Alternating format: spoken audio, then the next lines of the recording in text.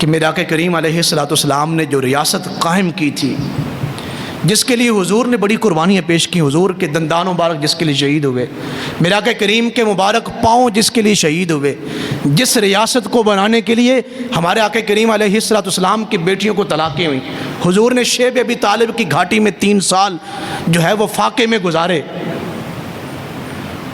کتنی بڑی قربانیاں میرے اور آپ کے آقا کریم کی جس کے لیے حضور نے ہجرت فرمائی، صحابہ کرام کی کتنی شہادتیں ہیں، جنگ احد ہے، جنگ بدر ہے، یمامہ ہے، یرموک ہے، خندق ہے، تبوک ہے، کتنی بڑی بڑی جنگیں صحابہ نے لڑیں اس ریاست کو بنانے کے لیے، اسلامی ریاست کو بنانے کے لیے، اور کتنے صحابہ کرام شہید ہوئے اور کتنے شہیدوں کا خون ہے اس ریاست کی تعمیر میں۔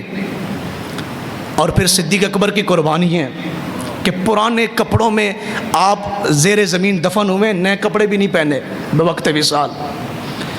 اور اس ریاست کی تعمیر کے لیے فاروق اعظم کی کتنی محنتیں ہیں کہ زمین کے اوپر سوئے ہوئے ہیں اور اینٹ جو ہے وہ سرانے کے نیچے رکھی ہوئی ہے۔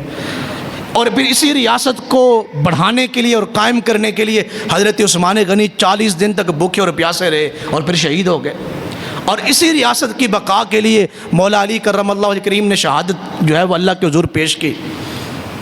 یہ اتنی عظیم جو ہے وہ ریاست تھی جسے حضور قائم کر کے گئے، پھر صحابہ کرام جیسی ہستیوں کے خون ہیں اس ریاست میں۔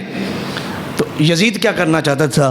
یزید اس ریاست کو نظام مصطفیٰ سے ہٹا کے قائم کرنا چاہتا تھا کہ جہاں حضور کی شریعت کی حدیں توڑی جائیں اور حضور کی شریعت کو ختم کیا جائے۔ تو امام کس لیے ڈٹ گئے کہ میں یہ ریاست کسی ایسے آدمی کے ہاتھ میں نہیں دے سکتا، کسی ایسے آدمی کی بیعت نہیں کر سکتا جو نظام مصطفیٰ کو ختم کرنا چاہتا ہو۔ اور پھر کیا کیا امام نے؟ پھر یزید کی بات نہیں مانی، یزید کو سیاسی طور پہ سپورٹ نہیں کیا، یزید کو ووٹ نہیں دیا۔ یہ بیعت جو تھی وہ ووٹ تھا۔ کس لیے نہیں دیا؟ کہ یزید سے کہا جی آپ نے مدینہ منورہ میں کوئی کام ہی نہیں کرایا، وہاں گلیاں آپ نے پکی نہیں کرائیں، وہاں محلے کا خیال نہیں کیا، وہاں کی کرنسی کا خیال نہیں کیا، وہاں معاشی طور پہ نہیں دیکھا، وہاں کی کوئی ایٹمی آپ نے طاقتیں نہیں بنائیں، فلاں نہیں کیا۔ صرف ایک مطالبہ تھا بس کہ آپ جو ہے میرے نانا جو نظام قائم کر گئے تھے آپ اس نظام کو ختم کرنا چاہ رہے ہیں، اس لیے حسین آپ کی بیعت نہیں کریں گے، میں آپ سے ہاتھ کھڑا نہیں کرواؤں گا۔ ہمارا ملک کس نام پہ بنا ہے؟ کس نظریے پہ بنا ہے؟ پاکستان کا مطلب کیا؟ سیاستدان چاہے نہ بھی بولیں آپ تو بول لیں، پاکستان کا مطلب کیا؟ دستور ریاست کیا ہوگا؟ آپ مجھے بتائیں، یہ ملک نظریہ اسلام کے نظریے پہ بنا اور آپ کیا سمجھتے ہیں یہ ایسے بن گیا؟ آپ کبھی تاریخ پاکستان اٹھا کے دیکھیں، اللہ کی قسم میں لاکھوں لوگوں نے، لاکھوں مسلمانوں نے اس ملک کو بنانے کے لیے اپنا خون پیش کیا، اور کتنی ہماری مسلمان بیٹیوں نے اور بہنوں نے اپنی عزتیں نچھاور کی ہیں اس ملک کی تعمیر پہ۔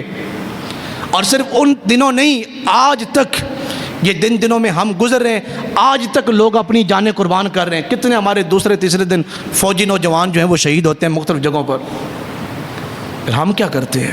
ہم نے کیا کیا ہے؟ ہم تو شہداء کے خون سے غداری کر رہے ہیں جنہوں نے اس ملک کو بنانے میں کردار، جانتے کیسے لوگوں نے بنایا؟ اقبال جیسے لوگوں نے، پیر جماعت علی شاہ صاحب جیسے لوگوں نے، قائد اعظم محمد علی جناح جیسے لوگوں نے اس ملک کے لیے اپنا خون اور پسینہ بہایا۔ ہم 14 اگست کو کیا کریں گے؟ وہ بڑے بڑے ہم نے اٹھائے ہوتے ہیں وہ طوطے سے اور وہ بجا دیے، اور یہاں ناچنے والیاں اور گانے والیاں اور گانے والے اور ناچنے والے سیاستدان اپنے جلسوں پہ بلا لیتے ہیں اور وہ آ کے وہاں پہ ڈانس اور مجرے کر لیتے ہیں۔ ہم سمجھتے ہیں ہمارا ملک آزاد ہو گیا۔ اس لیے ہم نے ملک بنایا تھا کہ ہمارے بچے جو ہیں وہ 14 اگست والے دن موٹر سائیکلوں کے وہ نکال دیں سلنسر، ٹھیک ہے، اور جناب کپڑے خاص قسم کے پہن کے سارا دن جو ہے وہ پورے علاقے میں شور مچائیں اور لوگوں کو تنگ کریں۔ یہ کیا ہو رہا ہے جی؟ جشن آزادی منایا جا رہا ہے۔ اللہ اکبر۔ میں ایک بات کہوں آپ سے، جتنے لوگ ہم، میرے سمیت جتنے لوگ ہم یہاں بیٹھے ہیں، ایک بندہ، میں یہ نہیں کہتا کہ آپ ہاتھ کھڑا کر کے بتائیں، ایک بندہ اپنے دل میں یہ فیصلہ کر کے بتائے کہ مجھے اتنے سال ہو گئے ہیں، میں اپنا ملک میں ووٹ صرف ایک نیت سے کاسٹ کر رہا ہوں کہ جس نظریے پہ ملک بنا تھا بس وہ نظریہ یہاں پہ نافذ ہو جائے۔ ایک بندہ ہاتھ کھڑا کر کے بتا دے۔ ہم نے ووٹ کس لیے دیے؟ اگر آپ اسلام کے لیے، یہ امام حسین کا پیغام تھا، اگر آپ اسلام سے زیادہ آپ کو اپنے بچے عزیز ہیں، اسلام سے زیادہ آپ کو اپنا تعلق عزیز ہے، اسلام سے زیادہ آپ کو اپنا خاندان عزیز ہے، اسلام سے زیادہ آپ کو اپنی قرابت داریاں، آپ کی دوستیاں، آپ کا تعلق آپ کو عزیز ہے، تو اللہ کی قسم ہے پھر زندگی بھر امام حسین کا نام لینا چھوڑ دیں، آپ ان کا نام نہ لیں۔ انہوں نے نظام مصطفیٰ کو بچانے کے لیے اپنا سب کچھ قربان کیا ہے۔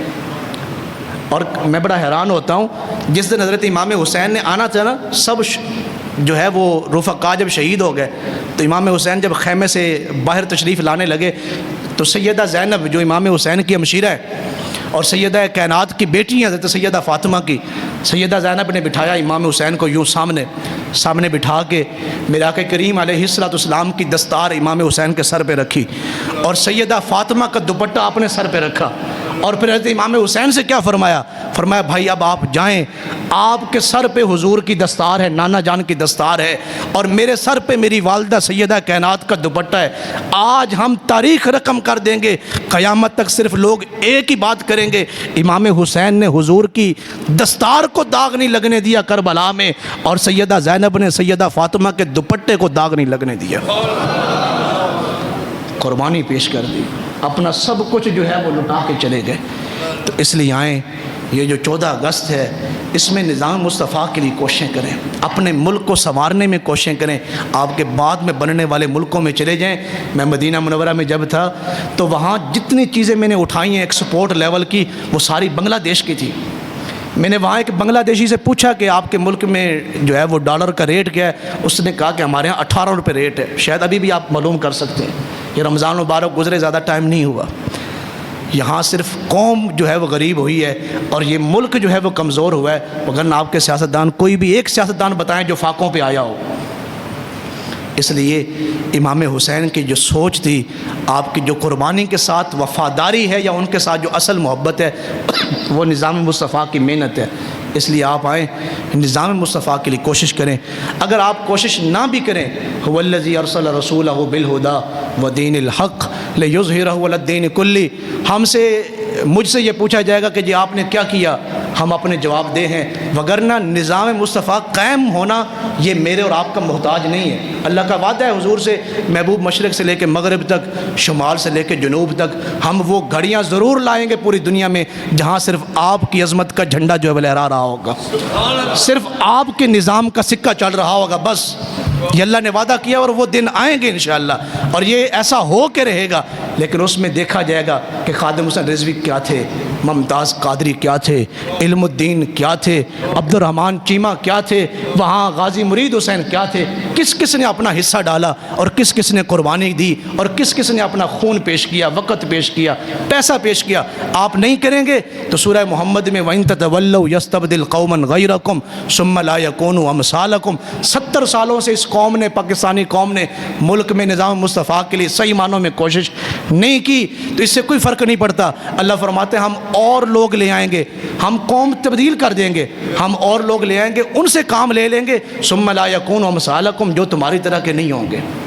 اس لیے امام عالی مقام سے وفاداری یہی ہے، آپ دنیا کے جس کونے میں بھی ہیں تو امام حسین کے مشن سے وفاداری یہ ہے، آپ وہاں حضور کے نظام کے لیے کوشش کریں۔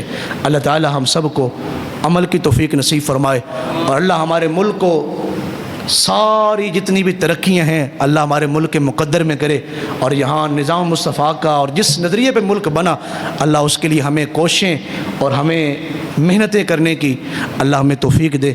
وما علیہ الا البلاغ المبین۔